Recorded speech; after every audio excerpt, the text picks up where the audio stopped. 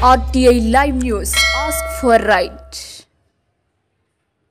కొమరంభీం ఆసిఫాబాద్ జిల్లా సిర్పూరు నియోజకవర్గంలోని సిర్పూరు కాగజ్ నగర్ మండలంలోని సిపిఎం పార్టీ కార్యాలయంలో సిపిఎం పార్టీ జిల్లా కార్యదర్శి కూచన్న రాజన్న అధ్యక్షతన ఏర్పాటు చేసిన మీడియా సమావేశంలో ముఖ్య అతిథిగా పాల్గొన్న సిపిఎం రాష్ట్ర కమిటీ సభ్యులు బండారు రవికుమార్, జిల్లా కార్యదర్శి కూచన్న రాజన్న, కోట శ్రీనివాస్, దుర్గం దినకర్, జిల్లా కమిటీ సభ్యులు ముంజం శ్రీనివాస్, ముంజం ఆనంద్ కుమార్. ఈ సందర్భంగా సిపిఎం రాష్ట్ర కమిటీ సభ్యులు బండారు రవికుమార్ మాట్లాడుతూ కేంద్ర బీజేపీ ప్రభుత్వం అడవులను కార్పొరేట్ కంపెనీలకు అప్పజెప్పడం కోసం అనేక రకాల పేర్లు చెప్పి అడవి భూములను స్వాధీనం చేసుకోవడం కోసం కుట్ర పన్నుతో ఆదివాసులను, ఇతర రైతులను నిర్వాసితులను చేయడం కోసం కేంద్ర రాష్ట్ర ప్రభుత్వాలు కుట్ర పన్నుతున్నాయని, దానిలో భాగంగానే కొమరంభీం ఆసిఫాబాద్ జిల్లాలో పెద్ద పులులు సంచరిస్తున్నాయని, కాగజ్ నగర్ టైగర్ కారిడార్ ఏర్పాటు చేస్తే కేంద్రం నుండి నిధులు వస్తాయనే పేరుతో ఫారెస్ట్ రాష్ట్ర సిసిఎఫ్ జిల్లాలో పర్యటించి కాగజ్ నగర్ టైగర్ కారిడార్ ఏర్పాటు చేస్తామని చెప్పారు.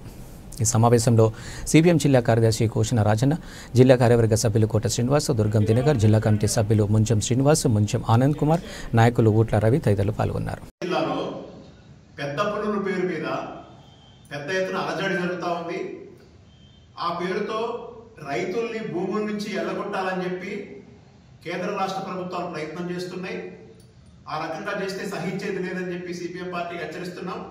ఎందుకంటే ఈ పేరుతో 15 తునికాపు యూనిట్లని ఈసారి బంద్ పెట్టాలని పెద్ద ప్రయత్నం చేశారు. దాన్ని తిప్పికొట్టడం జరిగింది.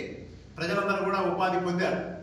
ఈసారి ఇక్కడ ఉన్నటువంటి గిరిజనేతర పేదల్ని గ్రామాలను ఖాళీ చేపించి వాళ్ళ వ్యవసాయాల నుంచి ఎల్లగొట్టి ఈ ప్రాంతం మొత్తాన్ని కూడా పులులు సంచరించేటువంటి ప్రాంతంగా బ్రీడ్ సెంటర్గా కూడా పెట్టి ఇక్కడ పెద్ద ఎత్తున పులుల పార్క్ ఏర్పాటు చేసి ప్రజలను భయప్రాంతులు చేయాలని చెప్పి చూస్తున్నటువంటి పరిస్థితి ఉంది. ఈ మధ్యకాలంలో ఈ జిల్లాలో పులుల సంచారం పెరిగిన తర్వాత చాలా మంది మనుషులు చనిపోయారు. అనేక పశువుల్ని కూడా అవి తిన్నవి.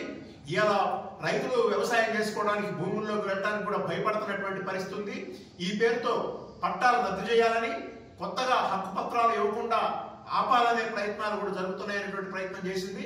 ఈ ప్రభుత్వం ఏదైతే చెప్పిందో హక్కు పత్రాలు అర్హులైనటువంటి వాళ్ళందరికీ ఇస్తామని చెప్పారో ఆ మాటను కూడా నిలబెట్టుకోవాల్సినటువంటి అవసరం ఉంది.